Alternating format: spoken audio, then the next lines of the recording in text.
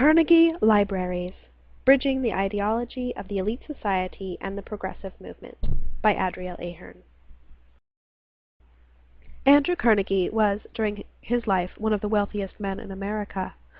Although his life began with humble means, Carnegie's drive, intelligence, and determination caused him to move from a simple manufacturing job at age 13 to working as a messenger for the railroad.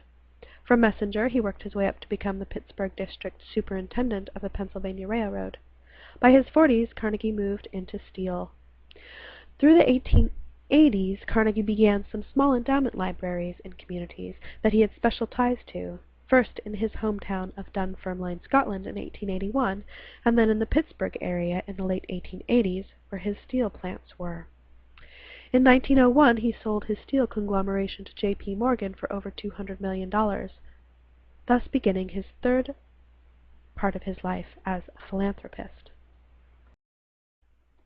Carnegie had stated his philosophy of wealth and philanthropy in his article, The Gospel of Wealth, written in the North American Review in 1889. Here he asserts that it is the responsibility of wealthy, powerful men to make as much money as they can in order to give it away during their lifetimes for the betterment of society. Although he believes that the wealth he attained was made in part by the workers, and that he should give back to the public in order that they should have the means to better themselves, he in no way intended to offer his workforce living wages or benefits. This idea that the wealthy corporate owner should decide what the best ways to improve society were, even while limiting the wages paid to their own workers, was not an unusual idea for his time. Wealthy corporate owners were expected to be paternalistic. Carnegie, however, remains an unusual figure due to his philanthropic ideas that the wealthy should give away all of their wealth before their death. Carnegie believed libraries were important because they allowed poor and undereducated people to educate themselves and pull themselves up from poverty. Therefore, his intention with community libraries was to facilitate the upward mobility of average and undereducated working people, to use architecture to create institutions valued by their communities that also helped to preserve a legacy for himself, and to team up with communities to ensure that the libraries themselves would be maintained over time by their communities and would therefore be more valued by them. In order to ensure that the cities that received his library buildings would maintain them financially in the long term, Carnegie and his secretary J. gave a list of requirements regarding the endowment.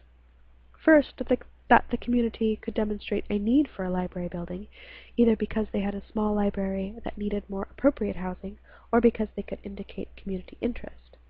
Second, the city must provide a building site from their own resources. A Carnegie grant would not include money to buy the land, and the city itself must show community support for the location by having a successful vote for it. Third, the city governments had to promise to support the library in the future with 10% of the original grant annually. Negotiating only with city officials, Bertram calculated the grants himself based on census data and coming to around $2 to $3 for every city resident. The gift was paid out in thirds, the first upon the groundbreaking, the second portion with the foundation completion, and the final payment given upon completion of the library building. Communities were responsible for furnishing the library, including desks, chairs, and most importantly, books. Women had a great deal of involvement in the development of the public library.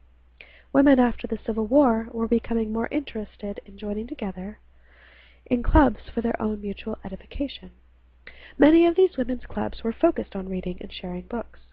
In many cases, these early libraries, originally held in women's homes, needed larger housing. In some cases, they moved into other public buildings, like a city hall or a firehouse.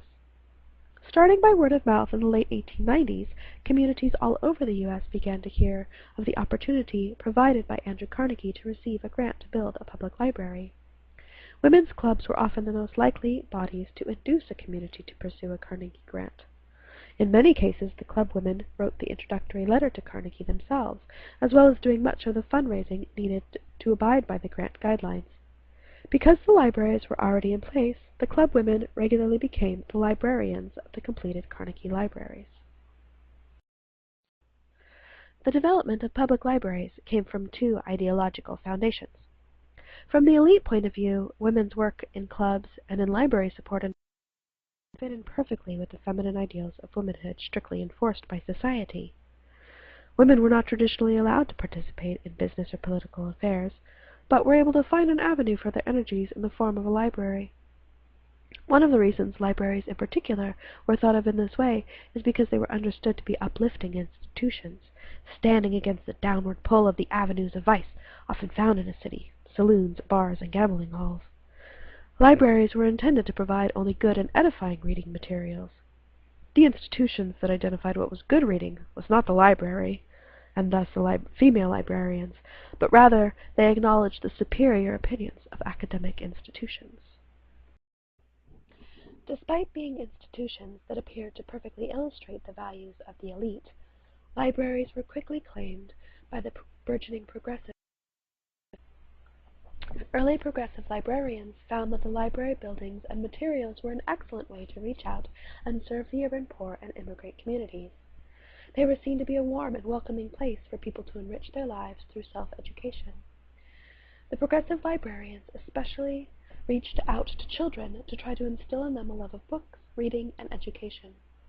Urban libraries were also often branch libraries, which had the added benefit of being decentralized and thus easier to steer toward aid and education for the underprivileged communities the progressives so desired to reach. Women were central to this drive of the public library, becoming more and more vocal and necessary to the growing progressive library movement. In conclusion, Carnegie Libraries did not create public libraries, but pushed forward the growth of these institutions by combining philanthropy with city taxes to create lasting institutions. By desiring a library to be the vehicle for poor people to lift themselves up, Carnegie was embracing the paternalistic ideology of elite society and developing progressive movements' desire to care for and reach out to the poor and urban populations.